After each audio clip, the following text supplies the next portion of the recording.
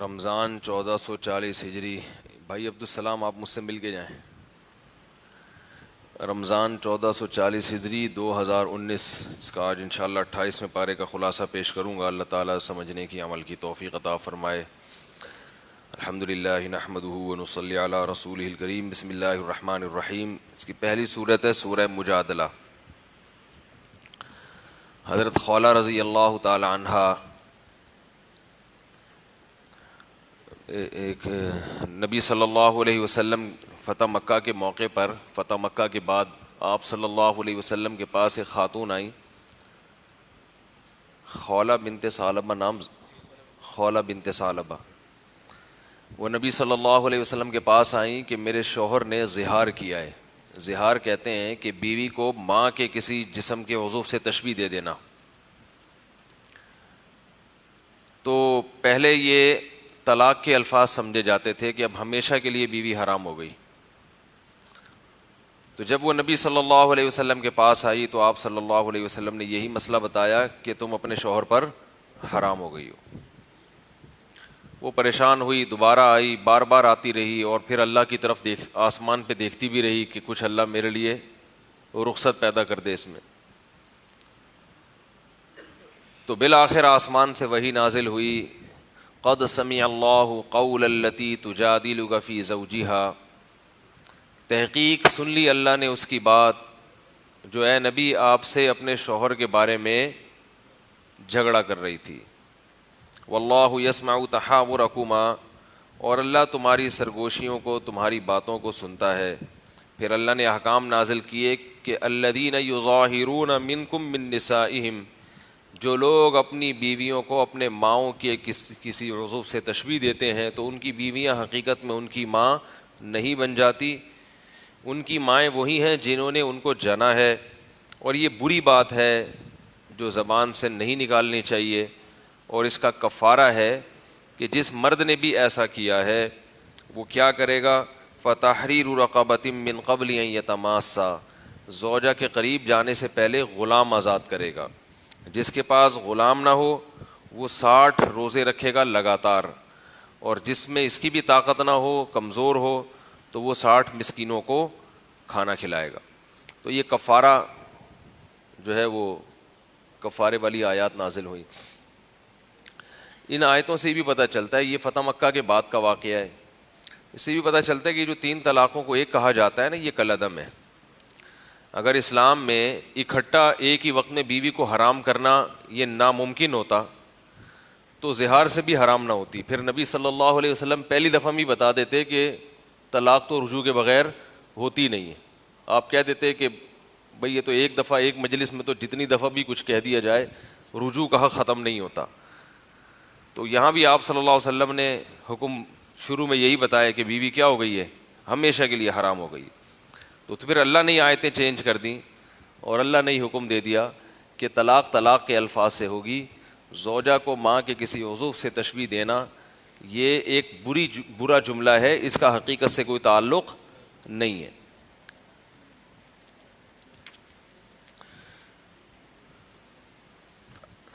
فرمایا ما یکون من نجوی ثلاثۃ الا هو رابعهم، جب بھی 3 آدمی سرگوشی کرتے ہیں تو وہ یہ ذہن میں رکھیں کہ ان میں چوتھا اللہ ہوتا ہے. ولا خمسۃ الا هو سادسهم، جب بھی 5 آدمی ہوتے ہیں تو چھٹا کون ہوتا ہے ان میں؟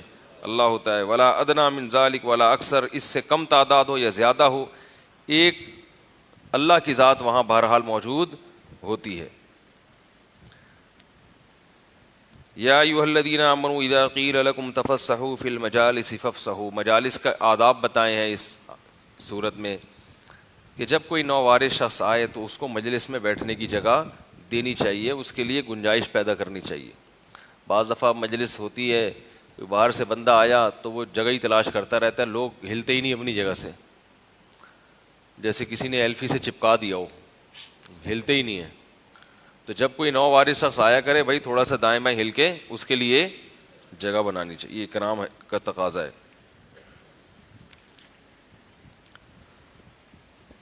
اس کے بعد سورہ حشر ہے. سورہ حشر میں جو بنو نذیر تھے انہوں نے غداری کی تھی، معاہدہ کی خلاف ورزی کی تھی، تو اللہ تعالیٰ نے صحابہ کرام کو حکم دیا کہ ان کے قلعے پہ حملہ کرو اور ان کو جلا وطن کر دو یہاں سے. تو صحابہ کرام نے جو ہے وہ چاروں طرف سے گھیراؤ کیا اور کئی دن تک محاصرہ رہا. بالآخر انہوں نے ہتھیار ڈال دیے اور ان کو شام کی طرف جلا وطن کر. پہلے تو مدینہ ہی کے کہیں عوالی مدینہ کی طرف چلے گئے دور. اس کے بعد حضرت عمر کا دور آیا تو ان کو وہاں سے بھی نکال دیا, حدود حرم سے باہر کر دیا ان کو. تو اس کا بھی اس میں تذکرہ ہے.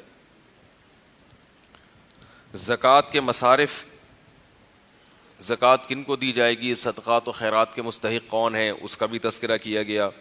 اور اللہ تعالیٰ نے اس میں مہاجر اور انصار صحابہ کی تعریف کی ہے کہ یہ وہ لوگ ہیں اخرجوا من دیارہم و اموالہم یبتغون فضلا من اللہ و رضوانا, کہ یہ اپنے گھروں سے نکالے گئے ہیں اور ان کا مال ان سے چھین لیا گیا اور یہ اللہ کا فضل اور اس کی رضا کی تلاش میں لگے رہتے ہیں. تو مہاجر جتنے بھی صحابہ تھے اللہ نے سب کی تعریف کی ہے کہ یہ اللہ کے فضل کے تلاش میں لگے رہتے ہیں. اور دوسری طرف انصار ہیں, فرمایا والذین تبوؤا الدار والایمان من قبلہم یحبون من ہاجر الیہم, فرمایا یہ بھی اتنا کھلا ظرف رکھتے ہیں کہ جو ان کی طرف ہجرت کر کے آ رہا ہے یہ اس سے محبت کرتے ہیں, تنگ نہیں ہوتے کہ پہلے ہی ہمارے پاس وسائل نہیں ہے, پہلے ہی نہیں ہے, اوپر سے یہ لوگ آ کے ہمارے پر پڑ گئے, ہم کھانے کو خود روٹی نہیں ہے, بوجھ بن گئے. جیسے آپ کو یاد ہے پاکستان کی تاریخ میں ایسا بھی ہوا ہے کہ جب بہت سارے مہاجرین سوات میں آپریشن ہو رہا تھا, کراچی میں آنے کا ارادہ کیا تو یہاں کی بعض سیاسی تنظیموں نے کہا کہ ہم ان کو قبول نہیں کریں گے. تو کتے کی خصلت یہ ہوتی ہے کہ وہ اپنے گلی میں دوسرا کتا برداشت, بولو بھائی, نہیں, وہ اپنی قوم کا یا اپنے ملک کا یا مذہب, ہم مذہب آدمی برداشت نہیں کرتا. اور جو انسان ہوتے ہیں نا وہ خوش ہوتے ہیں کہ ہمیں مہمانی کا, میزبانی کا شرف مل رہا ہے, اچھا ہے ہم مہمان کو گھر میں رکھیں گے, آج اس کی ضرورت پوری کریں گے تو ہمارا سر فخر سے بلند ہو جائے گا. تو کتا پن نہیں دکھانا چاہیے انسان کو, ایسے موقع پہ انسانوں والی حرکتیں کرنی چاہیے. آپ کو یاد ہوگا کراچی میں سیاسی تنظیموں نے یہ نعرہ لگانا شروع کر دیا تھا کہ نہیں وہ ادھر ہی رہیں, ہم یہاں. مہاجرین کے ساتھ بھی ایسا ہوتا ہے, ملک اپنے دروازے بند کر لیتے ہیں. اب روہنگیان میں کتنے بیچارے مظلوم مسلمان ہیں, ہر ملک ان کے لیے اپنے دروازے بند کر کے بیٹھا ہے. تو یہ جو رزق ہمیں مل رہا ہے یہ تو اللہ دے رہا ہے, یہ ہماری معیشت اور ہمارے ماہرین اکنامکس کے وہ نہیں دے رہی ہے, یہ تو اللہ دے رہا ہے رزق. اللہ چاہے تو بارش بند کر دے.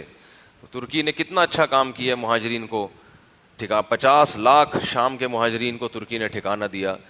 تو پوری زندگی کے لیے شام کے لوگ جو ہے وہ ترکی کا احسان مانیں گے. تو ضرورت مند کے ساتھ مدد کرنی چاہیے جیسے کہ انصار نے کی.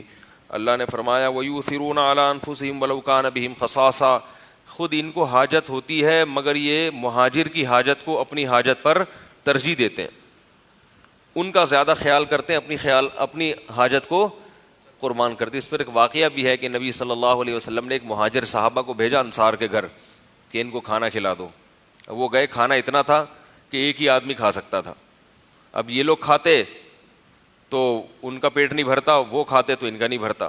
تو انہوں نے بیوی سے کہا کہ کھانے کے وقت چراغ گل کر دینا, اندھیرا ہوگا تو میں بس ایسے ظاہر کروں گا جیسے کھا رہا ہوں, لیکن کھائیں گے یہ مہاجر, ان کا پیٹ بھر جائے گا, ٹھیک ہے نا, ہم بھوکے رہ جائیں گے. تو اللہ کو آپ کی یہ ادا بہت پسند آئی اور قرآن مجید میں یہ آیتیں نازل ہوئیں کہ یہ دوسرے کو اپنے اوپر ترجیح دیتے ہیں. والذین جاءوا من بعدہم, اور فرمائے کچھ لوگ ایسے ہیں جو ان کے بعد آئیں گے جو نہ انصار میں ہوں گے نہ مہاجرین میں, وہ ہم لوگ ہیں.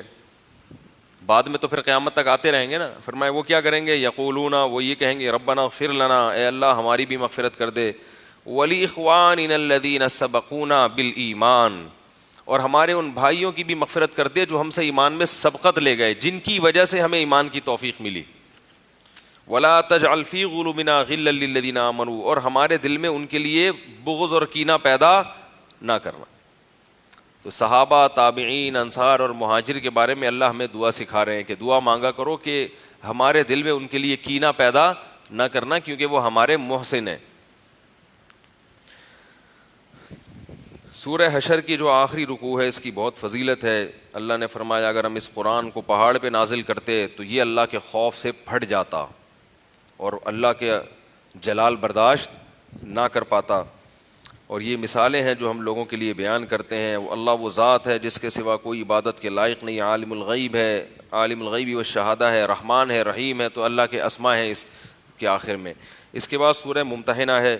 سورہ ممتحنہ میں اللہ نے بتایا کہ مسلمانوں کو چھوڑ کے کافروں کو دوست نہ بناؤ. جو اسلام دشمن ہے ان کو دوست نہ بناؤ, مسلمانوں کا ساتھ دیا کرو. اور تم جو ان کی سے محبت کے دعوے کرتے ہو تو یہ, لیکن وہ دل میں تم سے محبت نہیں رکھتے. وہ جب نقصان کا موقع ملے گا وہ تمہیں ڈس لیں گے, نقصان پہنچا لیں گے.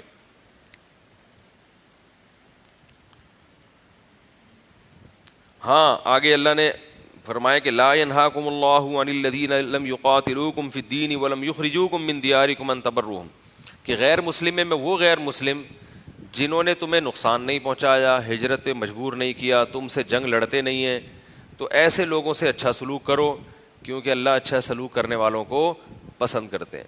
انما ينهاكم الله, اللہ ان لوگوں سے دوستی سے منع کر رہا ہے, اچھے سلوک سے منع کر رہا ہے جو تم سے دین میں لڑتے ہیں, اسلام دشمن ہے. تو اس میں اللہ نے کافروں کی دو قسمیں کی ہیں. ایک وہ جو اسلام دشمن ہے ان سے تو بالکل دوستی کی اور حسن سلوک کی اجازت نہیں ہے, اور ایک وہ جو اسلام دشمن نہیں ہے ان سے آپ یعنی اچھا سلوک, احسان, دوستی تو اس سے بھی صحیح نہیں ہے لیکن اچھا سلوک کر سکتے ہیں. اچھا سلوک الگ چیز ہے, دوستی الگ چیز ہے.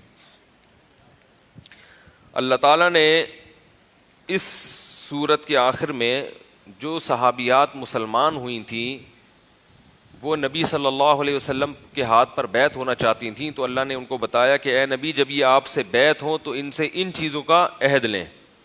وہ کیا ہے؟ اذا جاءک المؤمنات, جب مومن عورتیں آئیں, یبایعنک, جو آپ سے بیعت کریں, علی اللہ یشرکن باللہ شیئا, تو بیعت کس چیز پر ہوگی؟ نمبر 1 اس بات پر کہ اللہ کے ساتھ کسی کو شریک نہیں کریں گی.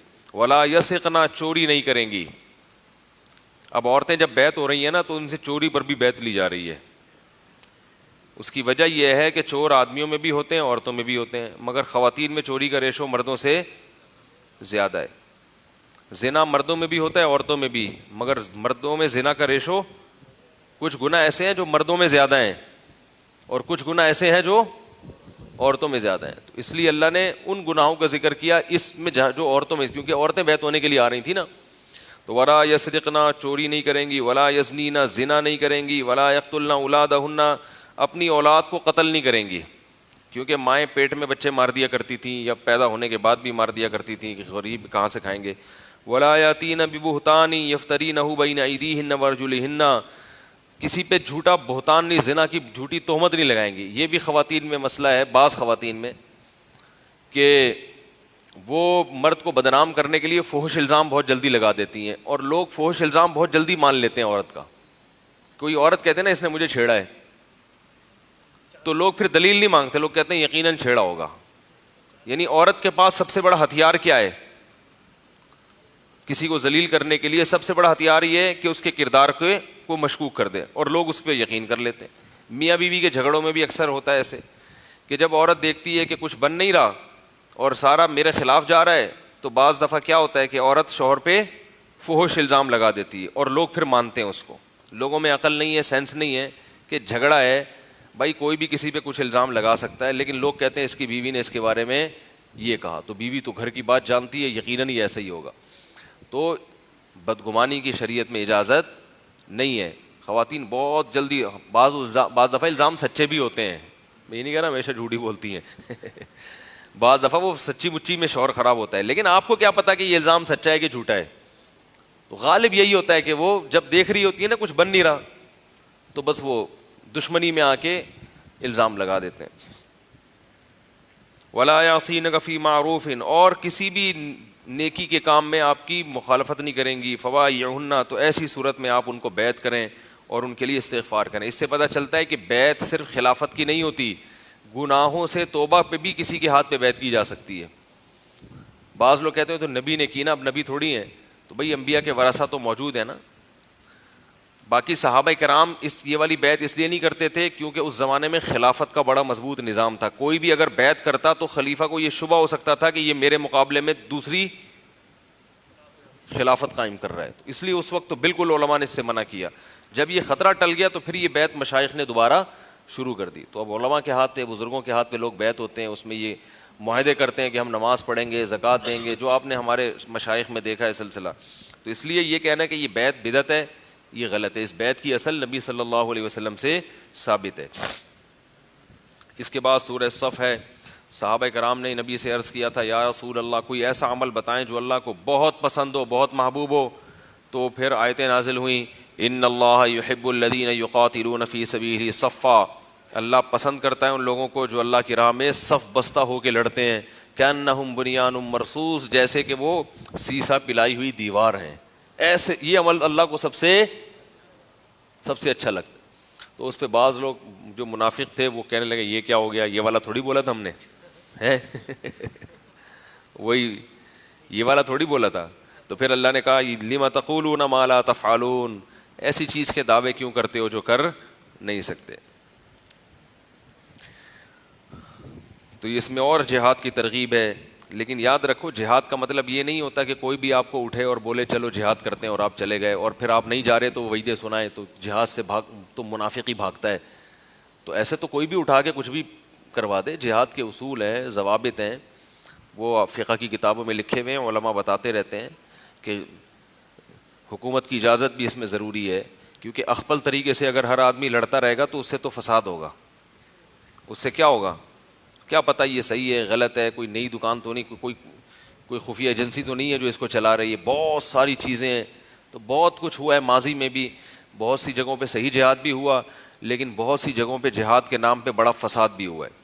تو جہاد بہت بڑی عبادت ہے، لیکن کب ہوگی، کہاں ہوگی، کس کی قیادت میں ہوگی، جب تک یہ 3-4 چیزیں حل نہ ہو جائیں اس وقت تک جہاد کا نام لینا بھی کیا ہے، یہ فائدے کے بجائے فساد ہے اس میں.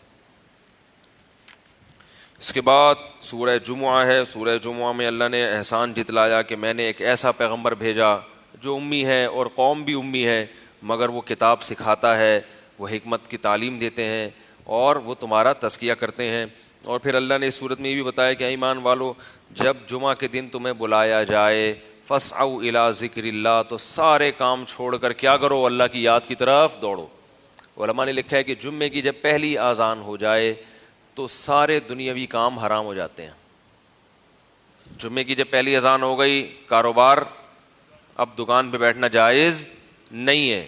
سمجھ رہے ہیں، وذر البیع، قرآن کہہ رہے ہیں خرید و فروخت چھوڑ دو بس. تو جمعے کی پہلی اذان ہوتے ہی دکان پہ شٹر گرانا واجب ہے. سب کچھ چھوڑ چھاڑ کے جمعے کی تیاری میں لگ جائیں، نہائیں دھوئیں، کپڑے استری کریں، یہ سب جائز ہے. اس کے علاوہ کوئی اور کام جائز نہیں ہے. اس کے بعد سورہ منافقون ہے. وہی جہاد سے دور بھاگا کرتے تھے، ان کو بتایا گیا ہے کہ تمہارا آخرت پر ایمان ہے تو یہ مشکل احکام تمہیں برے لگتے ہیں اور دودھ جلیبی والے اچھے لگتے ہیں.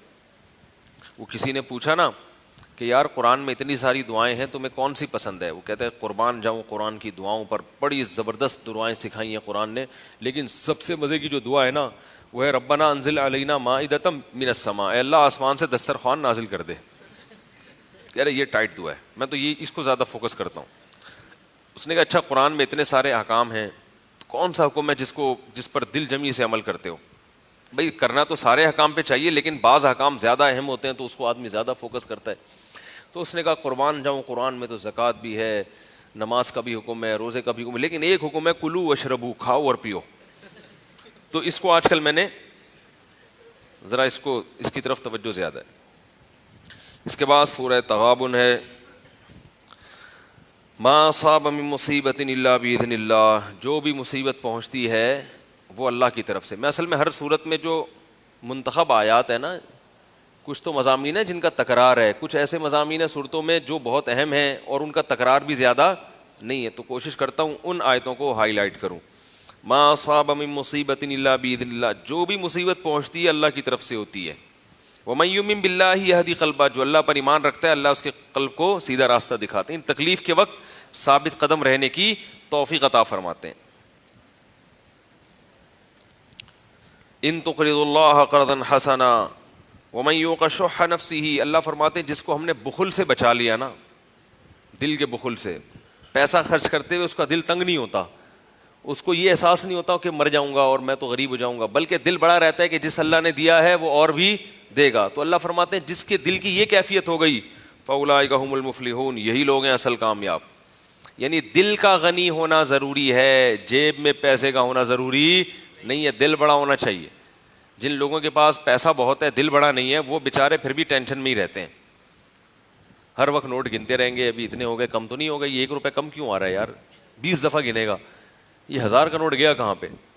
دل بڑا ہوتا ہے نا تو گنا بھی نہیں جاتا نوٹ. ہمارے حضرت کے پاس نوٹوں کی گڈیاں آتی تھی جو حضرت کے ذاتی پیسے ہوتے تھے, تو حضرت گنتے تھے تو حضرت سے گنا نہیں جاتا تھا. وہ حضرت فرماتے تھے مجھے بہت مشکل ہوتی ہے, اس لیے جلدی جلدی میں بعض دفعہ 2 نوٹ ایک ساتھ چلے جاتے تھے کہ اب کیا گننا, بس جتنے ہیں ٹھیک ہے صحیح ہے. تو وہ ایسے گنتے گنتے 2 نوٹ کبھی چلے گا کبھی 3 چلے گا, ایک ٹینشن لگتی تھی. لیکن جب انسان کنجوس ہوتا ہے تو اس کو جتنا مزہ نوٹ گننے میں آتا ہے اتنا کسی اور کام میں نہیں آتا. کہہ رہے دوبارہ گن کے دیکھتا ہوں, ایک ایک کو تھوک لگا لگا کر رگڑ رگڑ کے چیک کرے گا. سمجھ رہے؟ تو نوٹوں سے دل نہ لگاؤ. حضرت فرمایا کرتے تھے جس کے دل میں نوٹوں کی زیادہ محبت ہوتی ہے تو پہلے زمانے میں مشائخ اس سے نوٹ جلوایا کرتے تھے کہ کڑک کڑک نوٹ جو ہے نا اس پہ آگ لگاؤ, یہ کر نہیں لینا کہیں خود سے, آگ لگاؤ تاکہ یہ اس کی جو عظمت ہے نا یہ کسی طرح نکل جائے. ایسے کا صدقہ بھی نہیں, جلاؤ اس کو تاکہ تمہارا دل بھی اندر سے جلے. ایک ٹریننگ کے لیے, ویسے جلانا صحیح نہیں ہے, صدقہ کرنا چاہیے. اس کے بعد سورہ طلاق ہے. سورہ طلاق میں اللہ نے طلاق کے احکام بیان کیے کہ جب طلاق دو تو عدت کے اوقات میں تقسیم کر کے دیا کرو. اکٹھی 3 طلاقیں دینا اسلام میں جائز نہیں ہے. تو اس صورت میں بتایا گیا, صحیح ہے مسلم میں اس کی تفسیر ہے اس صورت ہی کی, کہ جب بیوی کو طلاق دینے کا ارادہ ہو تو پہلی بات یہ کہ حیض کی حالت میں نہ دی جائے. یہ نمبر لگا کے یاد رکھ لیں, حیض کی حالت میں طلاق نہ دی جائے. جب عورت حیض سے پاک ہو جائے, پاکی کی ایام میں آ جائے, تو ہم بستری نہ کی جائے اس سے. اگر آپ نے ہم بستری کر لی تو پھر اس دفعہ طلاق نہیں دے سکتے آپ, بلکہ پھر اگلی طہر کا, طہر کہتے ہیں پاکی کی ایام کو, تو پھر اگلے مہینے دیں گے, اس مہینے نہیں. تو ہم بستری نہیں کی جائے. ہم بستری بھی نہیں کی, پھر آپ صرف 1 طلاق دے سکتے ہیں. سمجھ رہے؟ 1 طلاق دیں اور پھر آپ سوچیں کہ رکھنا ہے یا چھوڑنا ہے. اگر چھوڑنا ہے تو پھر ہم بستری نہ کریں. 3 مہینے گزریں گے, خود بخود نکاح ختم. 3 مہینے آپ کے پاس سوچنے کا ٹائم ہوگا. جب نکاح ختم ہو گیا تو زندگی میں دوبارہ جب خیال آئے اس کو دوبارہ نکاح کا پیغام بھیج دو. اس کا موڈ ہوگا تو آپ سے شادی کر لے گی, نہیں ہوگا تو کہیں اور کر لے گی. کوئی اس میں حلالہ اور یہ سب چیزیں کچھ بھی نہیں ہوگا. 1 طلاق ہو چکی ہے, آئندہ زندگی پر 2 طلاقوں کا اختیار رہے گا. تو یہ سب سے بہتر طریقہ طلاق دینے کا, جس پر دنیا میں کوئی بھی عمل, پاکستان میں تو میرا خیال ہے کوئی بھی عمل نہیں کر رہا. دوسرا طریقہ بھی ہے, وہ اس سے کم درجے کا ہے لیکن جائز وہ بھی ہے, کہ بیوی حیض سے پاک ہوئی ہے, آپ نے ہم بستری نہیں کی, اس کو 1 طلاق دے دی. پھر جب دوسرا مہینہ آیا, دوسرے پاکی کے ایام آئے, دوسری طلاق دے دی, ہم بستری نہیں کی. پھر تیسری پاکی کے ایام آئے تو تیسری طلاق دے دی. اب 3 طلاقیں ہو جائیں گی, نکاح ختم ہو جائے گا. اب دوبارہ نکاح نہیں ہو سکتا. پہلی صورت میں نکاح ہو سکتا تھا, اب دوبارہ نکاح نہیں ہو سکتا جب تک کہ یہ کسی اور مرد سے نکاح نہ کرے, وہ ہم بستری نہ کرے. پھر اس کی مرضی اس کو چھوڑے یا اس کو نہ چھوڑے. اگر وہ چھوڑ دیتا ہے تو پھر یہ عدت پوری کرے گی اور پھر پہلے شوہر سے بھی نکاح کر سکتی ہے, کہیں اور بھی نکاح کر سکتی ہے.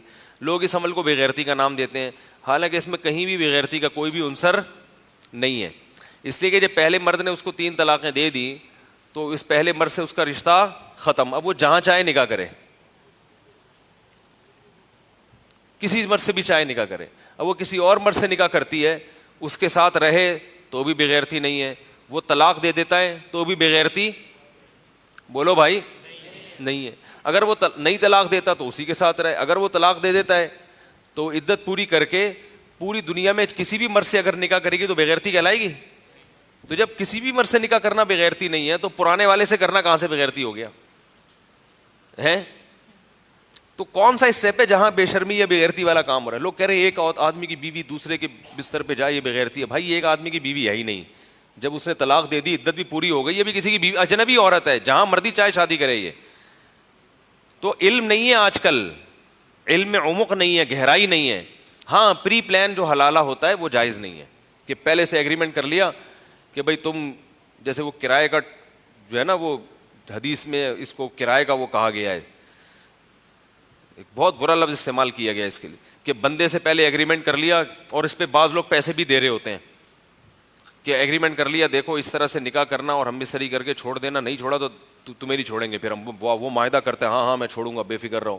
تو یہ پری پلان ہے, یہ معاہدہ ہے, یہ اسلام میں کیا ہے, ناجائز ہے, حرام ہے. پری پلان نہ ہو, معاہدہ نہ ہو, تو یہ بالکل جائز ہے, کیونکہ وہ اس کا شوہر ہے, چھوڑے نہ چھوڑے اس کی مرضی.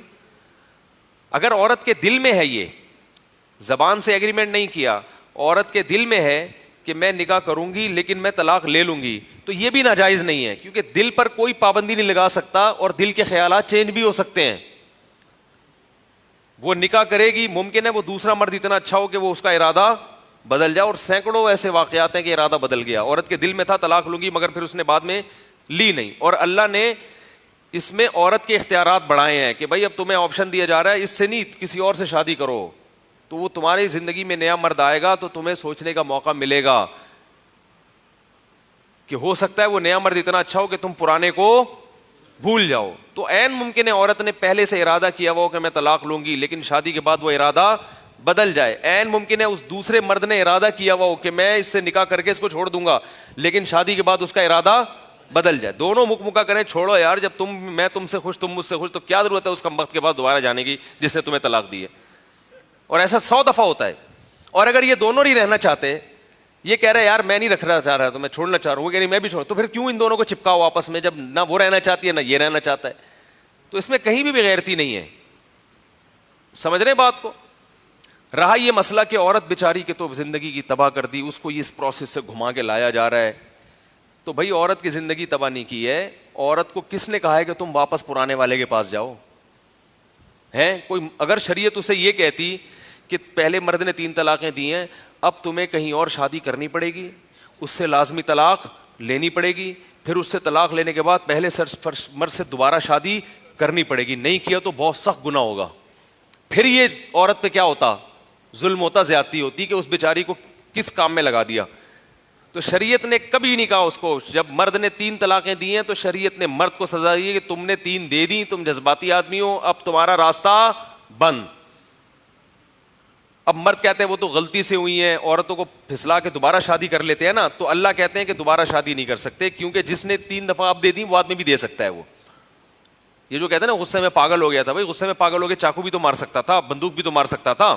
تو پاگلوں کے لیے تھوڑی حکام ہے, پاگلوں کو دنیا میں کبھی بھی رعایت نہیں ملتی. میرے پاس خواتین کے فون آتے ہیں, وہ میرے میاں نے بیچارے نے غصے میں 3 نکال دی, اب میں بھی رہنا چاہتی ہوں. میں نے کہا بھائی غصے میں جس آدمی کو پتا ہو کہ حرام ہو جائے گی پھر بھی 3 نکال دیں, اس کا مطلب وہ آدمی جذبات پہ کنٹرول نہیں رکھ سکتا. کل وہ غصے میں 3 گولیاں بھی مار سکتا ہے, کل وہ غصے میں چاقو بھی مار سکتا ہے, گردن کاٹ دے گا اور بولے گا او ہو جذبات میں آ گیا تھا, غلطی سے میں نے کیا کر دیا. وہ تو اس کے پاس چھرا نہیں تھا, ورنہ وہ چھرا مار دیتا. تو دنیا میں کہیں بھی غصے کو عذر بولو بھائی, اللہ نہ کرے کسی نے آپ کے بیٹے کو قتل کر دیا غصے میں پاگل ہو کے, اب عدالت میں بیان دے رہا ہے کہ میں نے قتل تو کیا لیکن بھائی میں کیا کروں یار غصے میں پاگل ہو گیا تھا, تو آپ چھوڑ دو گے اس کو؟ آپ بولو گے ٹھیک ہے مجھے بھی غصہ آ رہا ہے, میں بھی ابھی تھوڑی دیر میں پاگل ہونے والا ہوں, میں بھی کیا ہونے والا ہوں. تو کہے گا نہیں آپ کو پاگل ہونے کی اجازت نہیں ہے. آپ کہیں یہ کیا بات ہے, دنیا میں صرف آپ کے علاوہ کسی کو بھی پاگل ہونے کی اجازت نہیں ہے, صرف آپ واحد میں. تو بھائی پاگل ہونے کی اجازت ہے تو پھر سب کو اجازت ہونی چاہیے, پھر جو بھی کچھ کر رہے ہیں آپ غصے میں سب ٹھیک ہونا چاہیے. اور اگر غصے میں کیے ہوئے کام غلط ہیں تو پھر طلاق بھی کیا ہے, غلط ہے, اس پہ بھی سزا ملے گی. تو اکٹھی 3 طلاقیں کسی نے غصے میں دے دیں تو طلاق نافذ ہو جائے گی. اور عورت کا یہ عذر کہ میرے میاں بیچارہ مغلوب ہو گیا تھا, تو ہم اس عورت کو کہتے ہیں اس آدمی نے غلط کیا, اب اللہ آپ کو اس کے پاس جانے کا راستہ اللہ نے بند کر دیا ہے اور آپ کے فائدے کے لیے بند کیا ہے. تو آپ کو کیا ضرورت پڑی ہے اس کے پاس جاؤ, آپ کہیں اور شادی کرو. تو وہ عورت خود ہی وہ واپس طلاق لے کے آ رہی ہوتی ہے, ٹھیک ہے نا. تو اس کو ہم نے یا شریعت نے مجبور تھوڑی کیا کہ طلاق لے کے آؤ, شریعت نے کہا اب جاؤ کہیں اور شادی کرو, اسی کے ساتھ زندگی گزارو.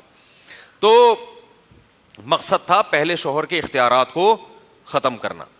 تو یہی احکام اللہ نے بیان کیا ہے. ایمان والو عدت کے اوقات میں طلاق تقسیم کر کے دیا کرو. کیا مطلب, اکٹھی طلاق مت دیا کرو. آگے اس کی اللہ نے وجہ بیان کی کہ لا تدری لعل اللہ یحدث بعد ذلک امرا, ہو سکتا ہے اللہ اس کے بعد جوڑ کی کوئی صورت پیدا کر دیں.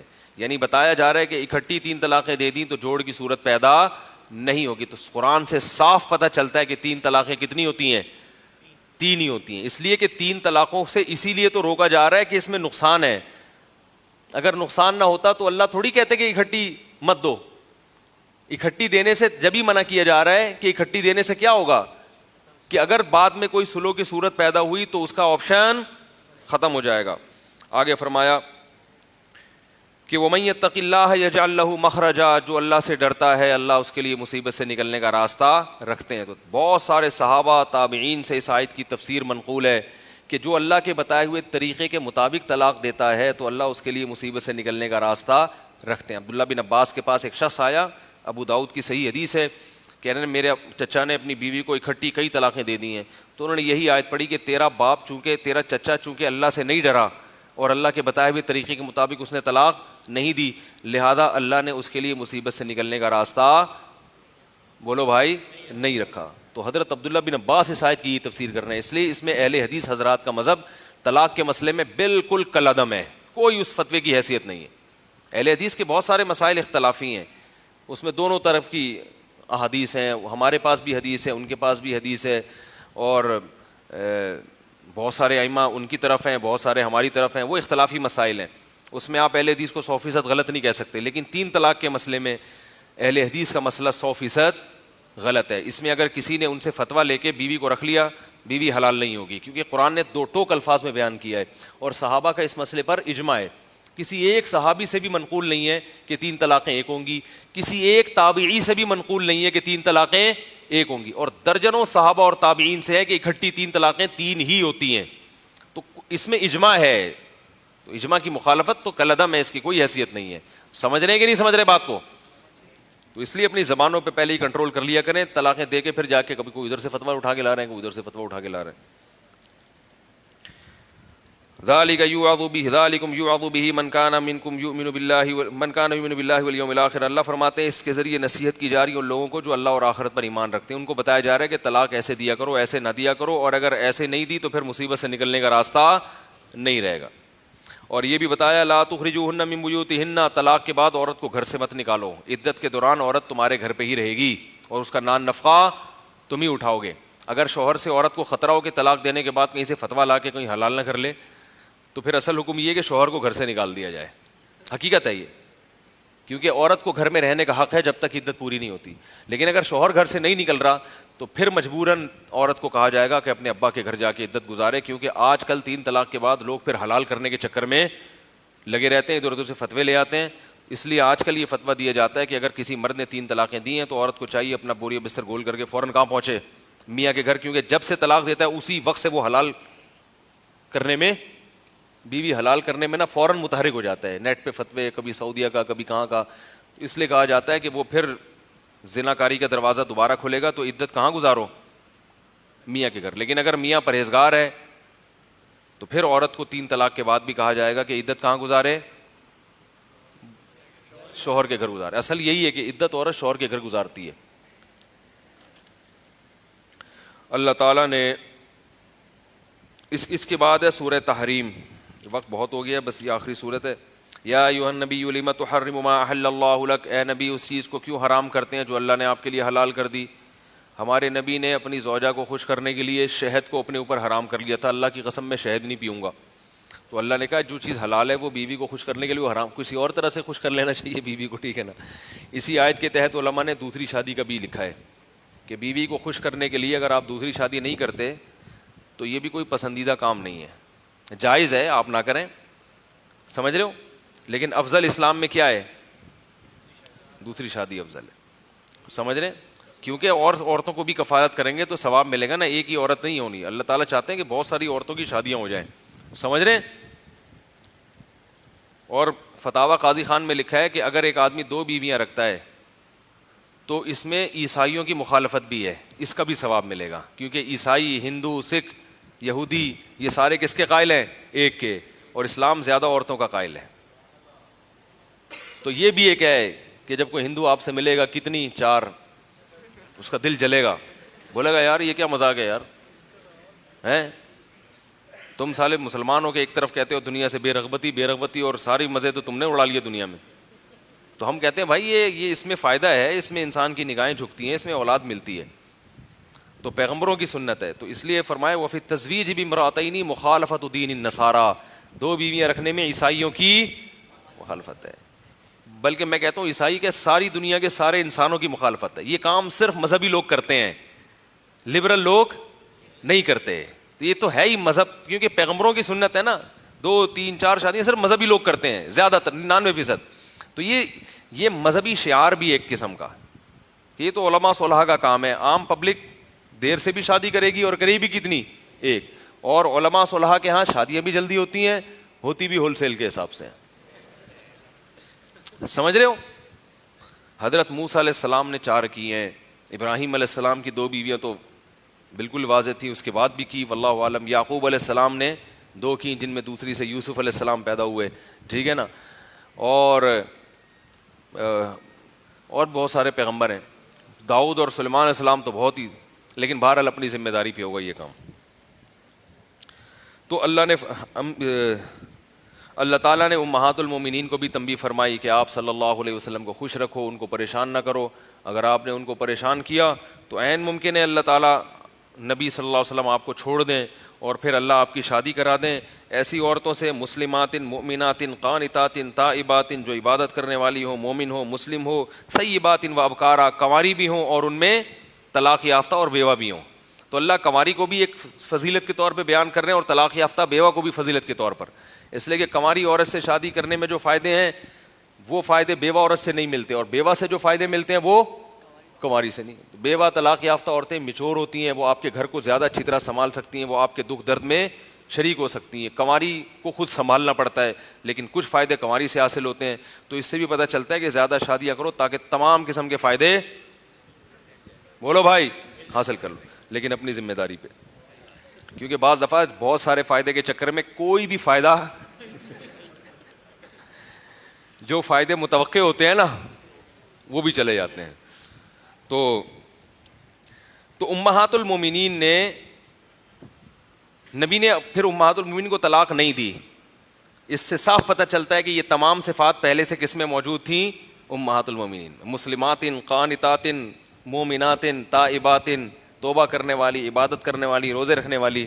تو اللہ نے ایسا نہیں کیا کہ نبی کی عورتوں کو طلاق دلوا کے یہ والی دلوا دی ہوں, اسی لیے نہیں دلوائیں کہ اللہ کے علم میں یہ تھا کہ یہ ان تمام صفات پہ پورا اترتی ہیں. یہ محض تنبیہ کے لیے ان کو کہا گیا. ضرب اللہ مثلا للذین کفروا, آخری رکوع کہ اللہ مثال بیان کرتا ہے کافروں کے لیے نوح علیہ السلام کی بیوی اور لوط علیہ السلام کی بیوی کے. پیغمبروں کی بیویاں ہونے کے باوجود جہنم میں جائیں گی. اور پھر اللہ مثال بیان کرتا ہے ایمان والوں کے لیے فرعون کی بیوی کی, کہ کافر کی بیوی ہونے کے باوجود کہاں جائے گی. وہ 2 جلیل القدر پیغمبر کی بیوی, اور نوح علیہ السلام کی بیوی تو کئی 100 سال رہی ہے اپنے شوہر کے ساتھ, مگر جائے گی جہنم میں. اور ادھر فرعون جیسے ظالم جابر بادشاہ کی بیوی حضرت آسیہ, وہ کہاں جائیں گی, وہ انہوں نے محلات چھوڑ دی, اور ایسا ظالم بادشاہ. تو اس سے پتہ چلتا ہے ہدایت کس کے ہاتھ میں ہے بھائی, اللہ. جو چاہتا ہے اللہ اس کو دیتا ہے, جو چاہے گا, چاہے وہ فرعون کے گھر میں پیدا ہو وہ جنت میں جائے گا, اور جو نہیں چاہے گا وہ علماء صلحاء کے گھر میں بھی پیدا ہو کے کہاں جائے گا. تو اس پہ کبھی فخر نہیں کرنا چاہیے کہ ہمارے ابا اتنے نیک تھے تو ہم بھی بغیر حساب کتاب کی جنت میں چلے جائیں گے. تو بھائی ابا نیک تھے تو آپ بھی ہوں گے تو جائیں گے, ورنہ. ایک صاحب آئے میرے بھائی کے پاس, کہنے لگے یار میرے ابا بہت بڑے بزرگ تھے, ان کا انتقال ہو گیا, تو میں تو ان کی کبھی بیان سنتا نہیں تھا, تو اب لوگ میری طرف آ رہے ہیں, مجھے تو پتہ نہیں میرے ابا نے کیا کیا ارشاد فرمایا, تو آپ ذرا وہ مجھے بتا دیں میرے ابا نے کیا کیا ارشاد فرمایا, وہی ارشاد میں کس کے سامنے کروں گا, لوگوں کے. تو ابا کو کیا کروا رہے ہیں, کیش کروا رہے ہیں ابا کو. تو ایسے لوگ بھی ہوتے ہیں دنیا میں کہ وہ ابا کی اتباع تو کبھی کی نہیں, اب ابا چلے گئے تو گدی نشینی کے چکر میں نا کہ خلافت اب میرے پاس آئے, تو اب لوگوں سے جا کے پوچھ رہے میرے ابا نے کیا کیا ارشاد فرمایا تھا. ٹھیک ہے, تو یہ بھی چل رہا ہے آج کل دکانوں میں. اس کے بعد اللہ نے آخر میں حضرت مریم کا ذکر کیا کہ 4 عورتوں کی مثال دی نا, 2 خراب اور 2 نیک. تو 2 نیک عورتوں میں حضرت آسیہ کی اور حضرت مریم کی. اللہ تعالیٰ سمجھنے کی عمل کی توفیق عطا فرمائے. جلدی جلدی دے دیں بھائی, ٹائم کم ہے.